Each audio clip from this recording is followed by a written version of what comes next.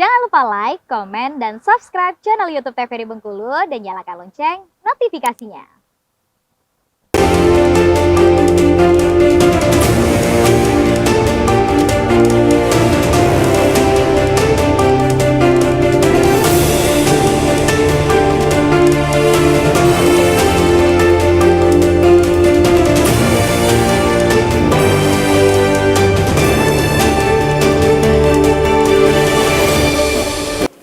Ya, terima kasih pemirsa TVRI Bengkulu. Anda kembali menyaksikan program acara Berendo masih bersama saya Afriko Zuhri.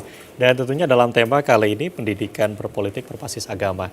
Dan tentunya tadi disampaikan juga oleh Pak Ihsan Nasution, bisa disampaikan Pak tadi yang 5 apa saja nih? Jadi saya tambahkan dulu sebelum menguraikan yang 5 itu, bahwa tujuan Allah SWT menciptakan manusia ini ada 2 hal. Pertama untuk khalifah di muka bumi ini.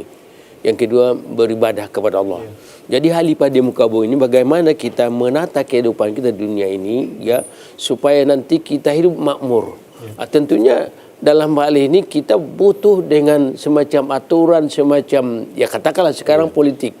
Jadi politik ini kata ahli ini istilahnya itu dari bahasa polis, itu berawal dari polis itu bijaksana.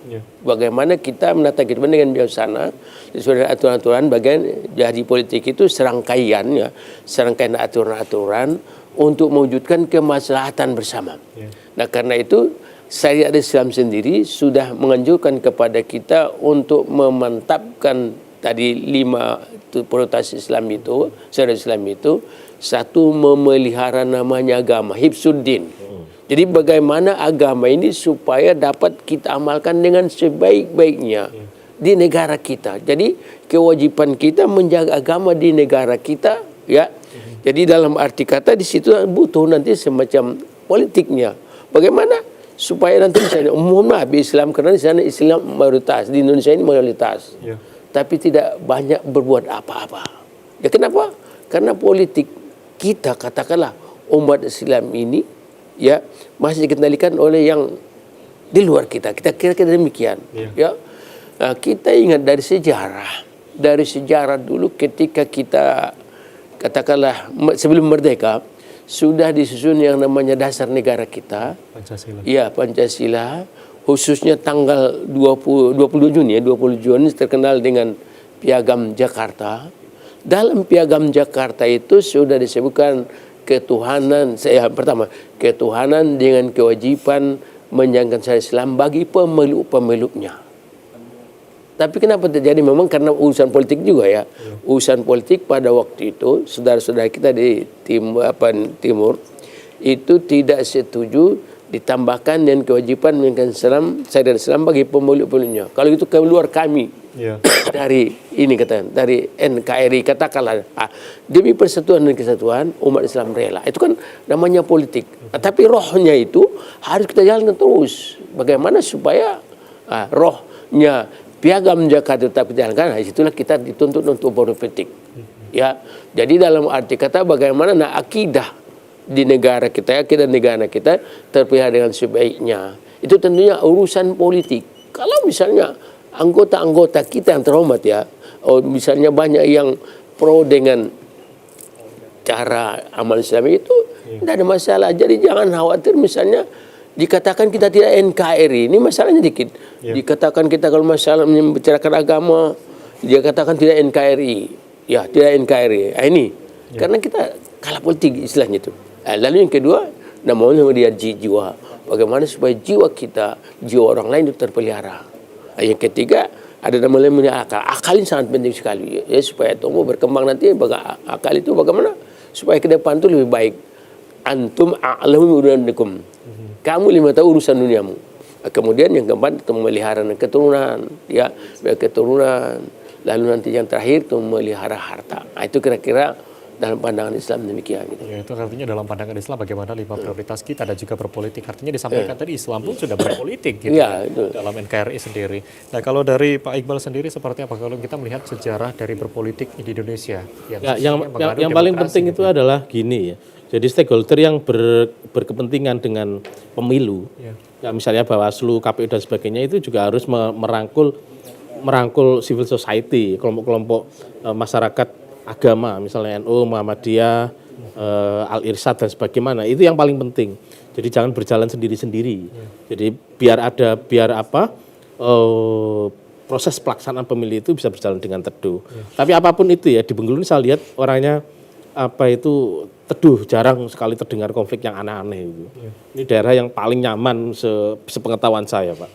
Jadi tapi yang paling penting itu adalah bagaimana kita ini berpolitik itu yang memakai akal sehat, yang pemberdayaan, yang tidak sekedar hanya uang 50, 100 ribu kemudian kita memilih. Itu yang paling penting. Edukasi itu yang paling penting. Benar. Bahwa tapi memang problemnya masyarakat kita ini masih perut ke bawah problemnya. Jadi itu nanti menjelang pemilu tanggal 14 Februari nanti itu pasti banyak berkeliaran itu duit itu problem. Money politik. Itu makanya kemudian civil society itu kelompok-kelompok agama, kelompok-kelompok masyarakat itu harus terus mengedukasi bahwa ini nggak usah memakai itu pilih sesuai hati nurani. Apa itu bisa menjaga yang sekiranya bisa menjaga marwah agama. Ini yang paling penting menurut saya memang dengan adanya money politik ini yang masih menjadi permasalahan utama khususnya dalam berpolitik di Indonesia ya. Dan kita melihat di pemilu 2024 sendiri.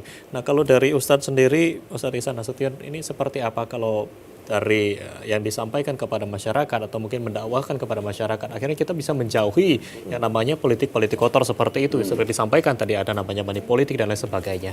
Ya, inilah yang kita khawatirkan ini karena jelas Rasulullah mengingatkan kita khususnya money politik ya, la'anallahu rashi wal murtasi. Allah melaknat mengutuk masuk ke dalam neraka orang yang menerima suap, orang menyuap dan menerima suap. Nampak-nampaknya masyarakat itu yang diharapkan mereka nunggu itu. Jadi nggak nunggu, sehingga ada yang namanya istilahnya itu nomor piro, money piro. Baik sekali. Nomor berapa, berani berapa. Sampai sekarang juga masih juga. Jadi dalam hal ini inilah kiranya bahwa dengan kita ngomong-ngomong seperti ini supaya ini masyarakat menjauhi yang namanya money politik akan sangat fatal akibatnya. Kalau kita tinjau dari segi agama, di samping Allah melaknat mengutuknya, andai kata kita konsumsi dari sesuatu yang haram, dalam hadis itu ada 3 akibat yang fatal. Pertama, nanti andai kata tumbuh darah, tumbuh daging di tubuh kita, maka sudah itu jelas merupakan umpan neraka. Umpan neraka. Lalu yang kedua, bahwa ibadah yang kita persembahkan selama 40 hari 40 malam diterima Allah SWT, walaupun hanya 1 rupiah yang kita konsumsi. 40 hari 40 malam ibadah kita tidak terima Allah SWT. Lalu kemudian yang ketiga, doa-doa yang kita persembahkan tidak disijabah oleh Allah SWT. Oleh karena itu kita ingatkan kepada pemilih-pemilih ini untuk menjauhi ini. Jangan gara-gara mungkin uang 100 ribu atau 200 ribu dan sebagainya, kita gadaikanlah negara kita ke depan. 5 tahun ke depan. Ya, ke depan. Jadi sebelum kita memilih, jangan itu yang kita utamakan. Tapi kita lihat misalnya caleg-caleg, kita tahu pilpres dan pilpres ini, kita lihat dulu visi misinya, terutama kita lihat dulu sifat-sifatnya, bagaimana mereka nanti dapat katakanlah untuk membantu kemajuan agama dan sebagainya. Jadi ini yang kita harapkan supaya ini benar-benar bagaimana masyarakat itu menjauhi itu. Ini menjadi perhatian kita bersama. Jadi jangan mengutamakan yang namanya ini money politik itu. Kalau perlu sebelum pemilu itu kita istiarah dulu siapa gerangan yang paling cocok untuk negara kita. Wakil-wakil kita ataupun presiden kita yang paling cocok untuk negara kita ini. Baik, kita akan break sejenak dan nanti kita lanjutkan kembali. Baik pemirsa, TVRI Bengkulu masih dalam tema yang sama berkaitan dengan pendidikan politik berbasis agama. Kami akan kembali setelah jeda pariwara berikut ini.